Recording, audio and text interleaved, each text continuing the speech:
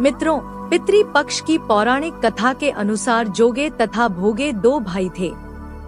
दोनों अलग अलग रहते थे। जोगे धनी था और भोगे निर्धन। दोनों में परस्पर बड़ा प्रेम था। जोगे की पत्नी को धन का अभिमान था, किंतु भोगे की पत्नी बड़ी सरल हृदय थी।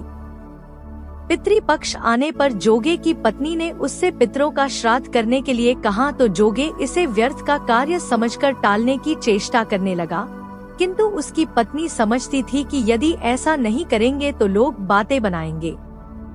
फिर उसे अपने मायके वालों को दावत पर बुलाने और अपनी शान दिखाने का यह उचित अवसर लगा। अतः वह बोली, आप शायद मेरी परेशानी की वजह से ऐसा कह रहे हैं, किंतु इसमें मुझे कोई परेशानी नहीं होगी।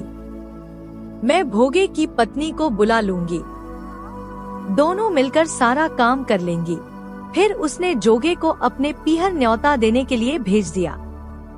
दूसरे दिन उसके बुलाने पर भोगे की पत्नी सुबह सवेरे आकर काम में जुट गई।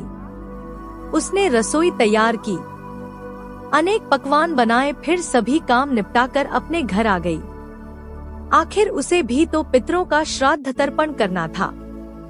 इस अवसर पर न जोगे की पत्नी ने उसे रोका, न वह रुकी। शीघ्र ही दोपहर हो गई। पितर भूमि पर उतरे। जोगे भोगे के पितर पहले जोगे के यहाँ गए तो क्या देखते हैं कि उसके ससुराल वाले वहाँ भोजन पर जुटे हुए हैं। निराश होकर वे भोगे के यहाँ गए। वहाँ क्या था?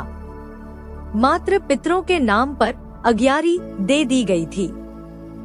पितरों ने उसकी राख चाटी और भूखे ही नदी के तट पर जा पहुँचे।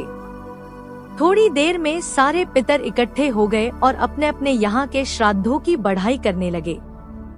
जोगे भोगे के पितरों ने भी अपनी आप बीती सुनाई। फिर वे सोचने लगे, अगर भोगे समर्थ होता तो शायद उन्हें भूखा न रहना पड़ता, मगर भोगे के घर में तो 2 जून की रोटी भी खाने को नहीं थी। यही सब सोचकर उन्हें भोगे पर दया आ गई। अचानक वे नाच नाच कर गाने लगे, भोगे के घर धन हो जाए, भोगे के घर धन हो जाए। सांझ होने को हुई। भोगे के बच्चों को कुछ भी खाने को नहीं मिला था। उन्होंने माँ से कहा भूख लगी है। तब उन्हें टालने की गरज से भोगे की पत्नी ने कहा, जाओ, आंगन में हौदी औंधी रखी है, उसे जाकर खोल लो और जो कुछ मिले बांटकर खा लेना। बच्चे वहाँ पहुँचे तो क्या देखते हैं कि हौदी मोहरों से भरी पड़ी है। वे दौड़े दौड़े माँ के पास पहुँचे और उसे सारी बातें बताईं। आंगन में आकर भोगे की पत्नी ने यह सब कुछ देखा तो वह भी हैरान रह गई। इस प्रकार भोगे भी धनी हो गया, मगर धन पाकर वह घमंडी नहीं हुआ। दूसरे साल का पितृपक्ष आया। श्राद्ध के दिन भोगे की स्त्री ने 56 प्रकार के व्यंजन बनाए। ब्राह्मणों को बुलाकर श्राद्ध किया, भोजन कराया, दक्षिणा दी। जेठ जेठानी को सोने चांदी के बर्तनों में भोजन कराया।